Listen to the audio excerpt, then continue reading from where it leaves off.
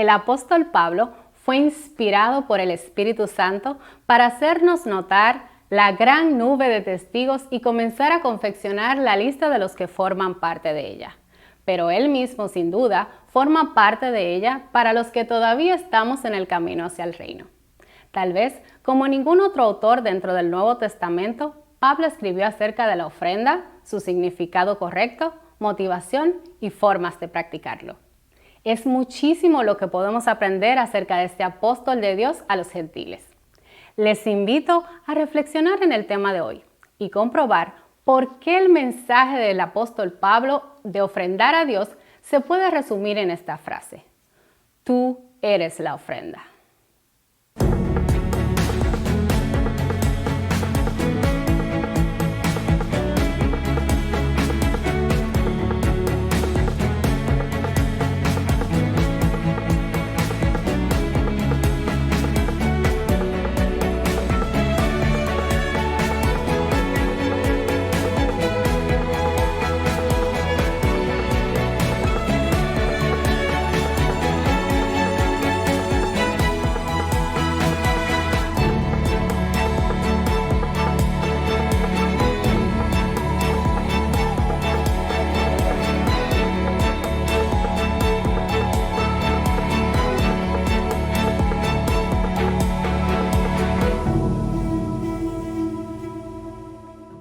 Bienvenidos todos una vez más a este momento especial de estudio de la Palabra de Dios en esta serie maravillosa y bendecida que hemos titulado Grande Nube de Testigos.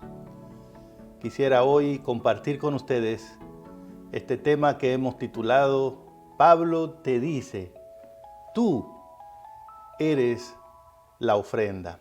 Acompáñenme en una breve oración. Querido Padre, deseamos y necesitamos recibir el alimento de tu santa palabra. Cumple, por favor, como siempre, tu promesa y permite que tu Espíritu nos guíe a donde está esa verdad. En el nombre de Jesús. Amén. Amén. Como es evidente para todos nosotros, la grande nube de testigos aparece registrada en una lista introductoria en la carta de Pablo a los Hebreos, en el capítulo 11.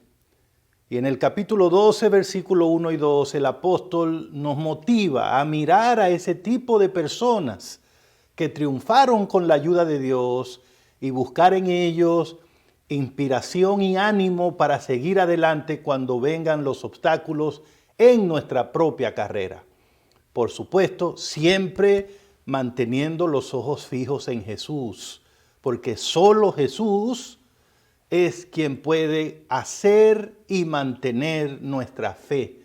Él es el autor y el consumador de nuestra fe, dice Pablo en Hebreos 12:2. Pero ¿saben qué, hermanos y hermanas? El apóstol Pablo no solo tiene el mérito de haber concebido por inspiración del Espíritu Santo la vida cristiana como una especie de carrera, una imagen muy gráfica que nos ayuda mucho a entender qué es lo que hay que hacer para uno llegar a la meta, sino que además de haber tenido la idea, además de haber construido esa idea de una nube de testigos tan interesante, Pablo mismo, por mérito propio, por la gracia de Dios, por supuesto, tiene también un lugar destacado, asegurado en esa grande nube de testigos. ¿Por qué? Porque si ustedes recuerdan, el apóstol Pablo, cuando escribió a su hijo en la fe Timoteo, en la segunda carta que le escribió en el capítulo 4, versículos 7 y 8, él dijo lo siguiente: he peleado la buena batalla. He acabado la carrera. ¿Ven ustedes aquí de nuevo la imagen de la carrera que Pablo siempre tenía en su mente? Pablo siempre se consideraba en una carrera espiritual, un atleta espiritual. Y por eso siempre estaba enfocado en ir adelante, en completar la carrera, en llegar a la meta. Y aquí le informa a Timoteo he acabado la carrera porque he guardado la fe. Fíjese cómo el concepto de carrera y de fe se mantienen juntos en la mente de Pablo, porque a él le queda claro que hay una sola forma de correr y terminar esta carrera, y es por la fe en Cristo. Por eso en Hebreos 11 y 12 él tiene la galería de los héroes de la fe. Todo el que está en esa galería está ahí por fe. Y por eso en el verso 12, en el capítulo 12, Pablo dice, hay que poner los ojos en Jesús, porque ese es el consumador, ese es el autor de la fe. Y ahora le dice a Timoteo, yo acabé mi carrera porque guardé la fe. Y luego le dice en el verso 8, por lo demás, es decir, como terminé, como lo logré, ahora me está guardada la corona de justicia, la cual me dará el Señor juez justo en aquel día, y no solo a mí, sino también a todos los que aman su venida. Entonces queda clarísimo que el apóstol Pablo está en la grande nube de testigos. Porque ¿qué es la grande nube de testigos?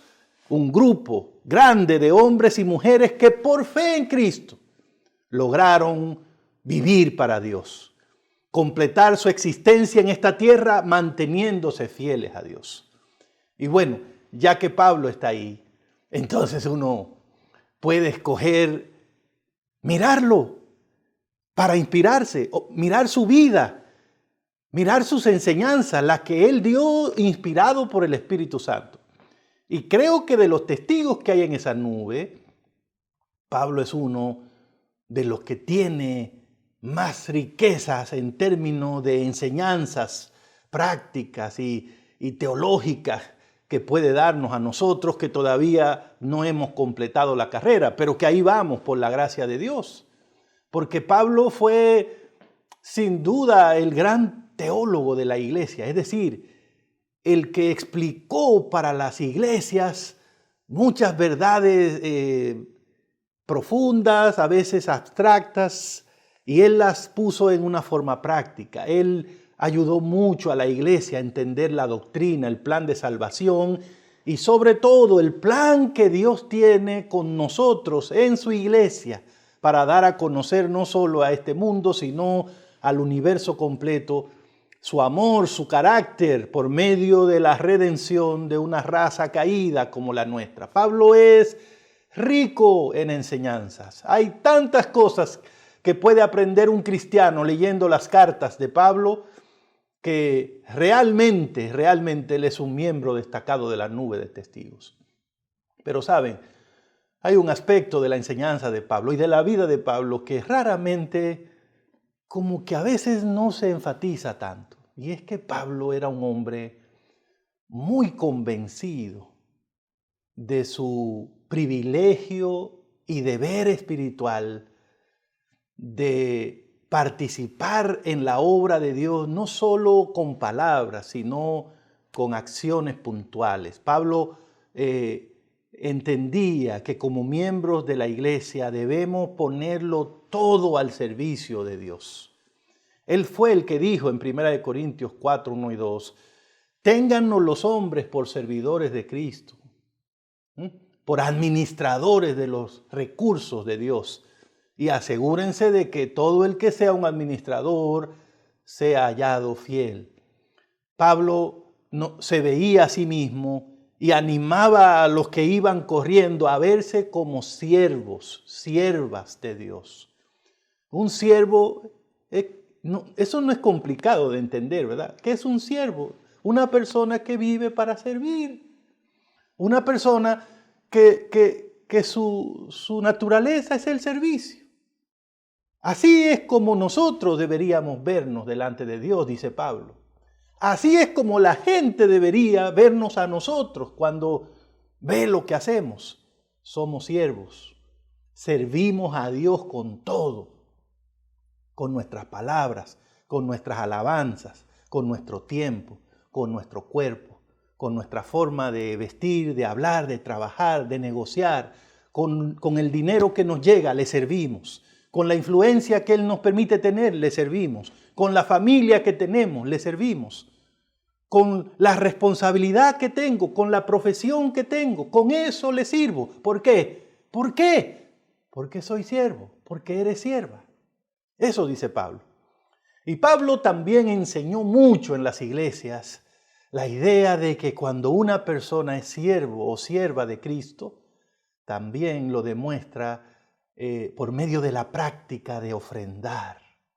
Pablo promovió el ofrendar en las iglesias.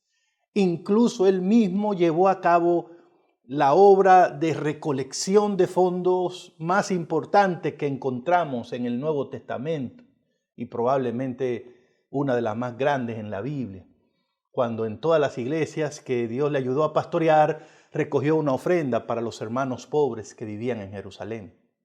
Y entonces, debido a eso, Pablo tiene mucho que enseñarnos a los que vamos corriendo en cuanto al tema de la ofrenda. Y nosotros deberíamos ver a Pablo y estudiar eso, porque es una parte esencial de la actitud de un corredor que tiene planes de llegar a la meta del reino de los cielos. Entre las cosas que Pablo dijo puntualmente, quisiera mencionar algunas.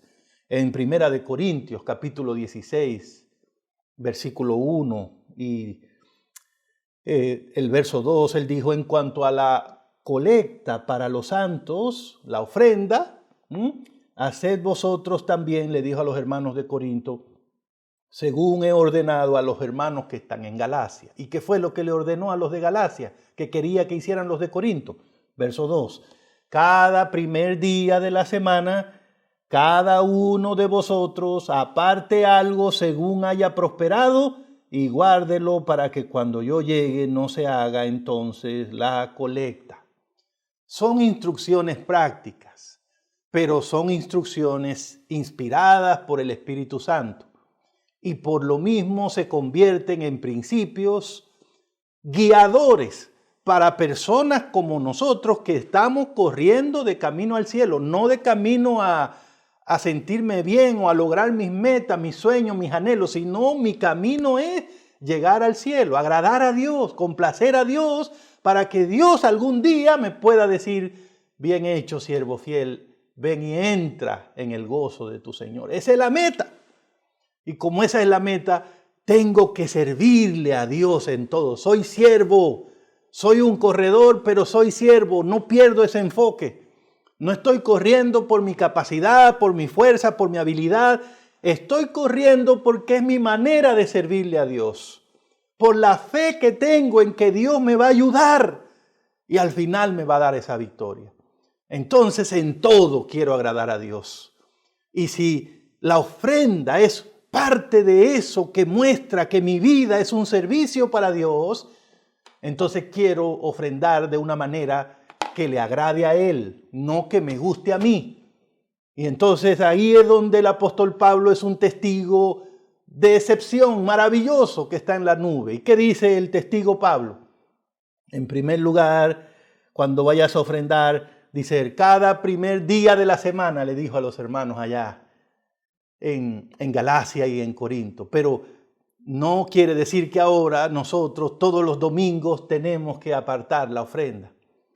De hecho, nosotros hoy día, miembros de la Iglesia Adventista del Séptimo Día, nos reunimos como se reunían las iglesias donde Pablo iba también los sábados. Pero ¿cuál es el principio que está aquí destacando el apóstol Pablo?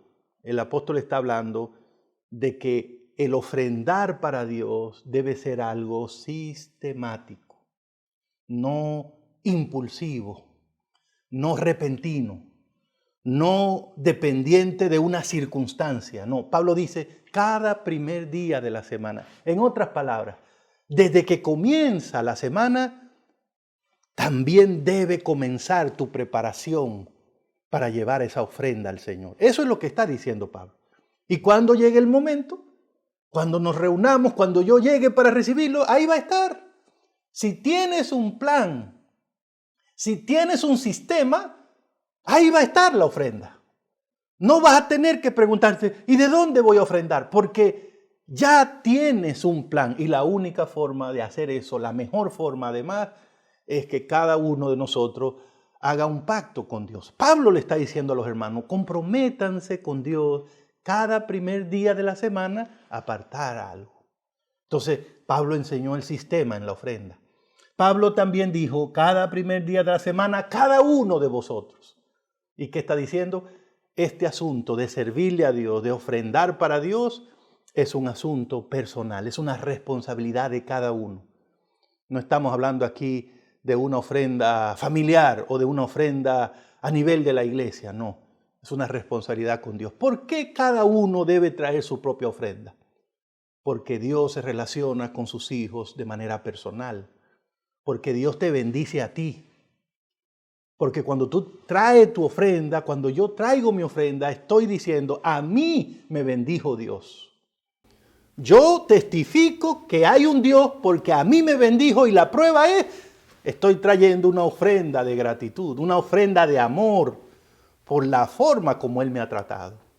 Es tan importante que cada miembro de la iglesia, cada corredor que va hacia el cielo, sea una persona que traiga ofrenda. ¿Saben por qué? Porque cada ofrenda que se trae es un testimonio que nadie puede discutir de que Dios existe, porque hay una persona que está diciendo, a mí me bendijo, a mí me bendijo. ¿Saben qué es lo que pasa cuando en una iglesia hay personas que no ofrendan? Pues esa iglesia misma es un testimonio de que Dios no existe y de que si existe no trata bien a sus hijos, porque ahí hay gente que no tienen nada que agradecerle a Dios aparentemente. Por eso es tan importante. Y Pablo dijo, cada uno traiga, porque Dios bendice a cada uno. Dios bendice a cada uno. Y cada uno debe dar testimonio de lo que recibió del Señor. Así que un sistema, así que una responsabilidad personal. Y Pablo también dijo, ponga aparte algo según haya prosperado. ¿Qué significa esto? Que Pablo enseñó que mi ofrenda para Dios debe parecerse a la bendición que yo recibí de Dios. Así que si Dios me bendijo abundantemente, mi ofrenda debería ser abundante. Si Dios me bendijo limitadamente, mi ofrenda va a ser limitada, porque sale de la bendición, yo no me la invento. Y si Dios no me bendijo, no va a haber ofrenda. Eso es lo justo de este plan. Pero es justo también, es justo no solo cuando yo digo, si no me bendice no hay ofrenda. También es justo cuando yo digo, si me bendice mucho, la ofrenda debería ser mucho. Dios, por lo tanto, no te dice cuánto tienes que ofrendar. Pero Dios sí te dice una cosa, que cuando ofrendes, tu ofrenda se parezca a la bendición que yo te doy. Trata de que cuando tu ofrenda llegue, si alguien la ve, dice, wow, esta persona tiene un Dios que lo trata muy bien. O sea, Dios dice, hijo, si yo soy bueno con ustedes, muéstrenlo. Si yo soy generoso con ustedes, muéstrenlo. No traigan una ofrenda que deje ver como que el Dios de ustedes no es bueno. Y no le estoy pidiendo nada imposible, solo que la ofrenda se parezca a lo que yo le doy. Y hermanos, de nuevo, la única forma, la mejor forma de hacer esto es si usted establece un porcentaje para su ofrenda. Un porcentaje y hace un pacto con Dios sistemáticamente, ¿verdad? De todo lo que tú me des, Señor, tal porcentaje yo voy a apartar para ti. Y entonces, ya con ese porcentaje, depende de lo que Dios te dé, la cantidad va a aumentar o se va a reducir, pero el porcentaje va a ser el mismo. Así que el nivel de sacrificio siempre va a ser el mismo. Si este día diste 100 y el otro día diste 500, no es que el día que diste 500 fuiste más generoso, no. Es que recibiste más del Señor, pero diste el mismo nivel de sacrificio. Pablo también enseñó en 2 de Corintios, capítulo 9, versículo 6, 2 de Corintios, capítulo 9, versículos 6 y 7, algo que deberíamos también tomar en cuenta. Él dijo, esto digo, el que siembra escasamente, escasamente segará. Y el que siembra generosamente, también generosamente segará. Y el verso 7 dice, cada uno dé como propuso en su corazón, no con tristeza ni por necesidad, porque Dios ama al dador alegre. Hablando de la ofrenda, sigue Pablo aquí. Fíjese cómo él es insistente en ese tema. Y él fue un hombre que terminó la carrera bien, y creía en eso de ofrendar. sistemáticamente, personalmente y además de manera porcentual. Creía que la ofrenda debería parecerse a la bendición recibida. Pero ahora dice, el que siembra escasamente, así va a cosechar. Y el que siembra generosamente, así va a cosechar. Pablo está hablando aquí de la ley de la siembra y la cosecha. Y está diciendo, como yo soy alguien que quiere agradar a Dios y Dios es generoso, yo también debo imitar esa cualidad de mi Dios. Mi ofrenda debe ser lo más generosa posible. Lo más generosa posible. Y si no tengo una razón espiritual buena para eso, que debería haberla, porque el solo hecho de saber que mi Dios es generoso, que dio a su Hijo, que era lo más grande que tenía por mí, debería motivarme a la generosidad. Entender que la generosidad es el espíritu del cielo. Pero si quieres una razón así, de esas medio egoístas que nos gustan a los seres humanos, Pablo dice, es que si tú eres generoso, Dios va a ser mucho más generoso contigo. Pero tengamos cuidado, porque Pablo no está hablando aquí de un tema como de que Dios está negociando con sus bendiciones. O sea, tú me das y yo te voy a dar. No es ese el concepto de Pablo. Pablo lo que está diciendo es que generosidad genera generosidad.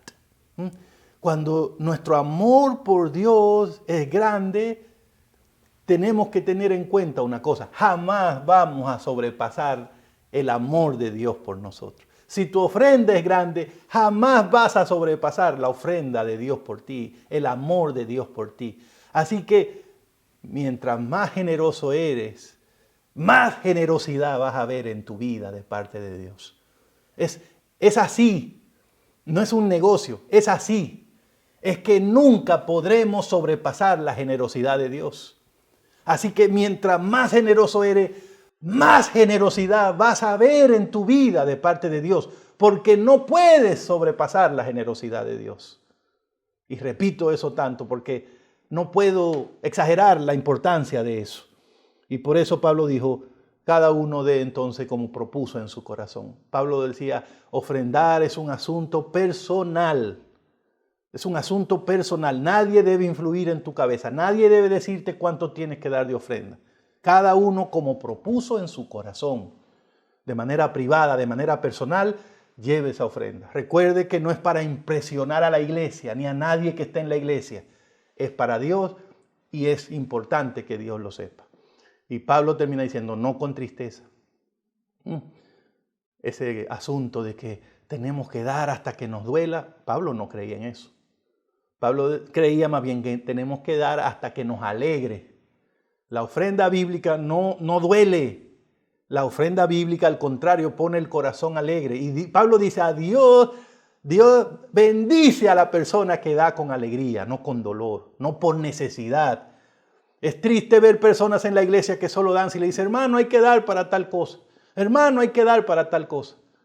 Hermanos, la ofrenda no es para cosas, la ofrenda es para Dios.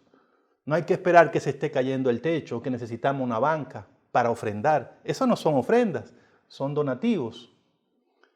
Son dinero que regalo para una cosa, pero ofrenda, eso es para Dios. Ofrenda es para Dios. Ofrenda es para Dios. Y por lo tanto, ningún hijo de Dios se va a sentir con el corazón que me duele de darle a su Dios. Todos tenemos papá y mamá. ¿A usted le dolería darle un regalo a su mamá, a su papá? Es lo mismo. No es lo mismo, pero nos da una idea. Porque imagínense Dios comparado con nuestros padres. Así que como ustedes ven, Pablo es rico en este tema de la ofrenda. Pero le tengo noticias. Todo eso que le leí en 1 Corintios y en 2 Corintios no es la enseñanza más extraordinaria que Pablo tiene acerca de la ofrenda. Para mí, esa enseñanza está en Romanos, capítulo 12, versículo 1 y 2. Pero tal vez solo el versículo 1, Romanos 12, 1. Escuchen lo que Pablo dice. Así que, hermanos, os ruego por la misericordia de Dios que presentéis vuestro cuerpo en sacrificio vivo, santo, agradable a Dios, que es vuestro culto espiritual o racional, dicen otras versiones. ¿Saben qué es lo que está diciendo Pablo aquí? Da ofrenda, dala sistemáticamente, porcentualmente, dala con alegría, dala con generosidad, dala de manera personal, pero no olvide una cosa. La ofrenda más importante, la más grande, la que Dios más valora, eres tú. El día que lleguemos a convertirnos en la ofrenda para Dios, ese día habremos entendido lo que quiere decir ofrendar, servir, ser siervos de Dios. Pablo dice, tu vida debería ser un sacrificio vivo para Dios. ¿De dónde Pablo saca esa idea de sacrificio vivo? Esa idea viene del santuario, porque la palabra sacrificio con el tiempo ha sido dañada. Hoy día cuando oímos la palabra sacrificio la asociamos como con esfuerzo, con dolor, con dificultad. Pero sacrificio es una palabra cuyo origen es algo agradable. El sacrificio vivo era una ofrenda que se quemaba completa para Dios, que se ofrecía y se quemaba completa. Y entonces su humo, su olor subía como un olor grato a Dios. O sea, sacrificar algo para Dios era algo grato, era algo que Dios lo recibía con agrado. No era una cosa ahí a la mala. Cuando Pablo dice, tú debes ser un sacrificio vivo, quiere decir, tú deberías convertirte en una ofrenda para Dios. Y Pablo era insistente en eso, porque yo estaba leyendo en la carta que él le escribió a los Efesios, en el capítulo 1, el versículo 4, y él está hablando de que Dios nos eligió en Cristo desde antes de la fundación del mundo para que fuésemos santos e irreprensibles delante de Él. ¿Saben? Pablo está diciendo, nosotros hemos sido llamados por Dios y Él nos trajo a la iglesia. Él nos puso en esta carrera. Pero Él no solo nos llamó, Él tiene un propósito para ese llamado que nos hizo. Y según Pablo, el propósito de Dios es que nosotros con el tiempo nos convirtamos en santos e irreprensibles para Dios. Santos e irreprensibles para Dios. ¿Saben? Estas son dos palabras grandes, la santidad y el ser irreprensible. Pero me detendré por un instante en la palabra irreprensible, porque creo que deberíamos meditar en ella. ¿De dónde Pablo saca la palabra irreprensible? Que de hecho es una palabra muy grande, muy impresionante. La palabra es muy exigente. La palabra irreprensible no acepta nada menos que lo mejor, que lo perfecto. Piénselo por un momento, algo irreprensible. Dios nos escogió para ser irreprensibles. ¡Wow! Eso es mucho más grande que nuestras posibilidades y que nuestra realidad. Irreprensibles. ¿Nos habrá visto bien el Señor a nosotros? ¿Cómo Dios me escoge a mí para ser irreprensible? Yo que me conozco, eso está complicado. Si usted tuviera que escoger una persona, un grupo de personas, para que fueran irreprensibles, que no tuvieran un defecto, nada, una mancha, nada que ver con la ley, ¿usted se incluyera en ese grupo?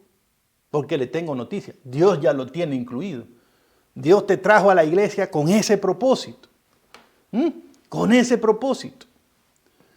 Yo creo muchas veces, lo he pensado, que el cristianismo sería mucho más fácil si Dios nos hubiese escogido para otra cosa y no para ser irreprensibles. Porque nosotros somos buenos en muchas cosas, pero eso de no fallar es complicado. Yo hubiese preferido que el Señor nos escogiera, por ejemplo, para hablar de teología, para formar comisiones, para hacer programas, para hacer conciertos, para dar nuestra opinión. En eso somos buenos, para pelearnos unos con otros. Buenísimos somos en eso. Porque el Señor no... Es más, hubiese preferido que el Señor nos hubiese escogido para ser vegetarianos o para no usar prendas. Eso era más fácil. Pero hermanos, el apóstol tiene noticia y creo que no son las que estamos esperando. Dios nos escogió para ser irreprensibles. Las otras cosas son más fáciles, aunque haya gente en la iglesia que no las haga. Pero esa es la realidad.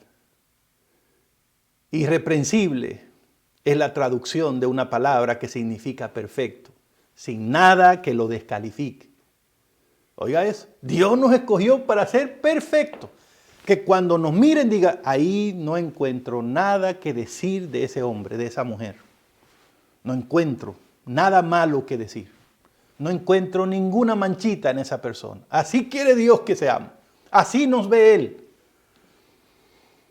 Pero ¿saben qué? Esa palabra también la sacó Pablo del ambiente del santuario y de las ofrendas que eran traídas al Señor.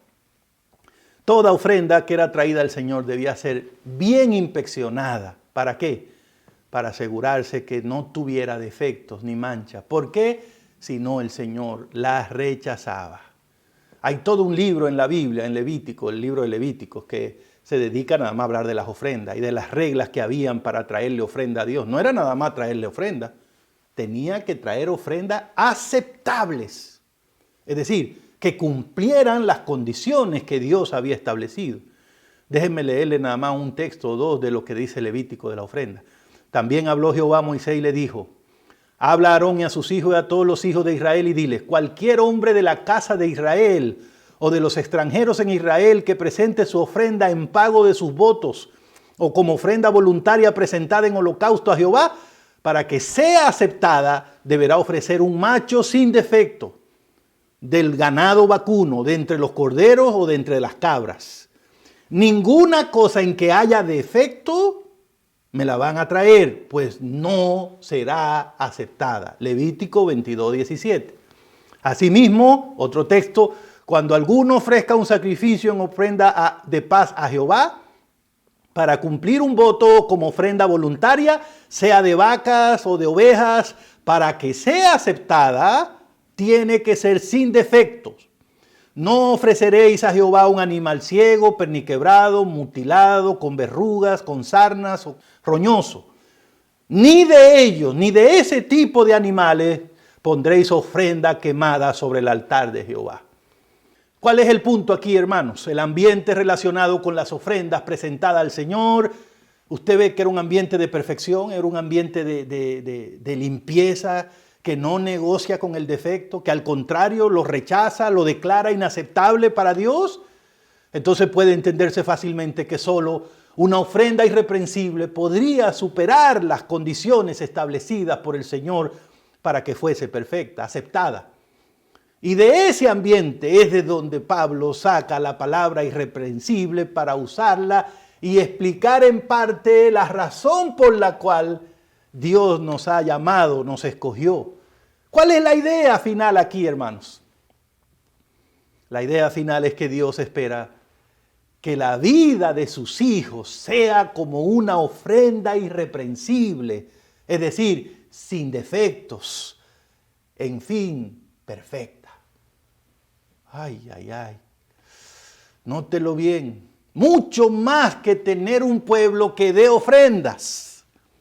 Lo que Dios quiere es que su pueblo sea una ofrenda para Él. Y una ofrenda perfecta. Eso es lo que Dios quiere. Sí. Que Él te da oportunidad de dar ofrenda, de traer ofrenda. Sí, pero ese no es el plan final de Dios. El plan final de Dios es que tú seas la ofrenda. Que cuando Dios te mire diga, esa persona fue entregada a mí en sacrificio vivo. Ya no vive Él, es mía. Todo lo que esa persona hace es mío. Porque se ofrendó a mí. Uy, hermanos, esto es mucho más grande de lo que nosotros vivimos pensando cuando se trata de ofrenda. Porque ese concepto toma toda nuestra vida, cada aspecto de ella y nos dice que deberíamos poder presentarlo a Dios como una ofrenda sin defecto. ¿Usted puede imaginar algo como eso? Algunos a veces se muestran inquietos de ¿y cuánto es que hay que ofrendar? ¿Y dónde está la ofrenda? ¿Y por qué no hay ofrenda? ¿Y qué tanto es que piden? ¿Sabes qué? ¿Quieres saber cuánto hay que ofrendar? Tienes que ofrendarte tú. Tienes que dar tu vida completa. Cuando des tu vida, cuando tú seas la ofrenda, entonces habrá entendido cuál es el plan que Dios tiene contigo. Dios no necesita ofrendas. Dios te quiere a ti. Y por eso Dios quiere que tú te conviertas en la ofrenda. Y el sistema de ofrenda es un medio que Dios usa para guiarte en esa idea, para guiarte por ese camino en que aprendas a entregarte y a rendirte y a entregarte hasta que por completo te des tú. Como decía Pablo, os ruego, hermano, que presentéis ya vuestro cuerpo, vuestra vida como ofrenda. Porque Dios los escogió para que sean una ofrenda perfecta para Él. ¡Wow! Piensa en tu trabajo por un momento. Piensa en lo que tú haces para ganarte la vida. Piensa en cómo tú lo haces, el trabajo que tú haces. No sé qué haces, cómo lo haces. Tú pudieras decir que tu trabajo puede presentárselo a Dios como una ofrenda, porque eso es lo que Dios quiere. Que no haya nada oscuro ahí, nada raro en ese trabajo, nada impuro, nada que tenga que esconder. Que tú puedes decir, Señor, lo que yo hago en este lugar, en este consultorio, en esta oficina, en esta fábrica, aquí en mi casa, en este comercio, en este lugar, en este puesto de venta, lo que yo hago aquí está delante de ti y lo entrego como una ofrenda. Lo que me gano aquí es una ofrenda para ti. No hay nada que tenga que esconder. Piensa en tu familia. Cómo tratas a tu esposa, a tu esposo, a tus hijos. Puedes decirle al Señor, mira Señor, mi trato para mi familia es una ofrenda para ti. La forma como yo cuido a mi familia es una ofrenda para ti. Tendríamos que pensar mucho. Piensa en tu salud. Puedes decirle a Dios, yo te he ofrendado mi cuerpo y lo cuido porque es tuyo ya, te lo ofrendé. Así que me cuido al comer, al beber, al trabajar, al descansar, al ejercitarme. Porque es una ofrenda, ya no es mío. De eso es que está hablando Pablo. Piensa en tu servicio a Dios. Cuando vas al templo es una ofrenda. No es porque eres adventista. No. Cuando cantas es porque tú ofrendas a Dios. No es porque eres miembro de la iglesia y te van a ver si no cantas. El diezmo, la ofrenda, todo eso es porque ya yo mismo soy una ofrenda. Todo lo que soy es de Dios. Dijo David, todo es tuyo. De lo recibido de tu mano te damos. Entonces, hermanos queridos, yo creo que en conclusión queda claro que el ideal de Dios va mucho más allá de lo que nosotros generalmente creemos o aceptamos como suficiente. Es una pena que a veces incluso rebajamos las normas, iglesias que le dan la impresión a las personas. Lo importante es que esté aquí, hermano, dé lo que usted pueda, haga lo que usted pueda. Bueno, yo no sé si tu iglesia es así o tú has llegado a creer eso, pero te voy a decir una cosa. Dios no te dice así. Dios dice, dame, hijo mío, tu corazón y sé una ofrenda sin mancha delante de mí. Sé perfecto para mí. Entrega todo, hazlo bien. Yo quiero lo óptimo, lo mejor, porque yo te di todo ese para ti. Y saben, aunque hay gente que se toma la iglesia de relajo, cree que es un club, cree que es un lugar para llegar ahí a pasarla bien y que no importa cómo yo viva, esa no es la realidad. La realidad es que Dios está preparando una iglesia, que Él se va a presentar a sí mismo sin mancha, ni arruga, ni cosa semejante. Un grupo de personas irreprensibles que no tienen nada que ver con la ley.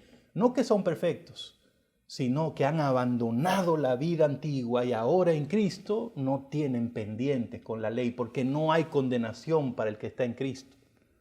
Ahora ya no viven de esa manera, no hablan de esa manera, no actúan de esa manera.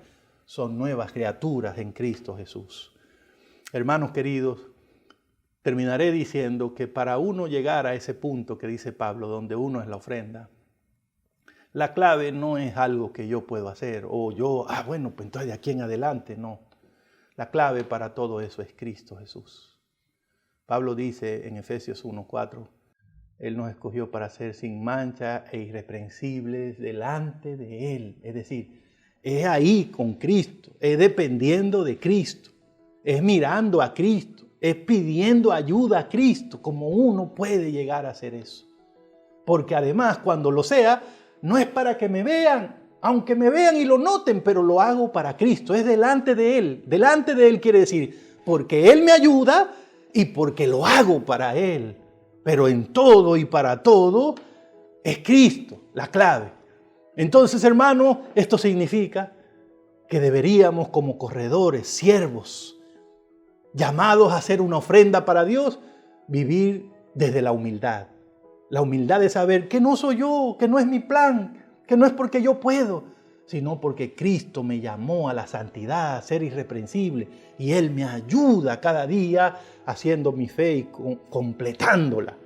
Puedo ser humilde y llevarme de mi Dios y no pretender que tengo mejores ideas que las que encuentro en su palabra. Pero también puedo vivir desde la seguridad. ¿Cuál seguridad?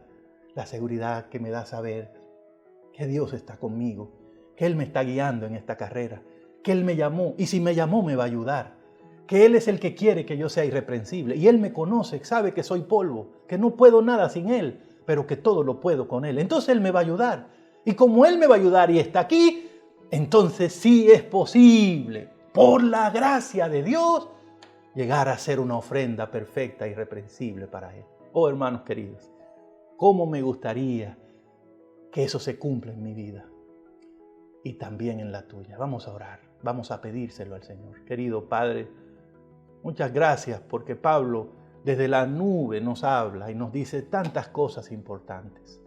Gracias porque Él lo explicó, el Espíritu Santo lo usó para explicarnos. Pero sobre todo gracias por ese concepto de que la ofrenda soy yo para ti. Esa es la parte final de lo que tú deseas conmigo, que yo sea algo limpio, irreprensible, que en mi vida no hayan rincones oscuros, no hayan áreas que yo no te haya entregado, que yo tenga que esconder de ti. Oh Señor, ayúdanos a hacer esa ofrenda, porque ese día entonces no daremos el 10%, el 5%, el 15%. Ese día lo daremos todo para gloria de tu nombre. Gracias, Señor, en el nombre de Jesús. Amén. Amén. Dios les bendiga.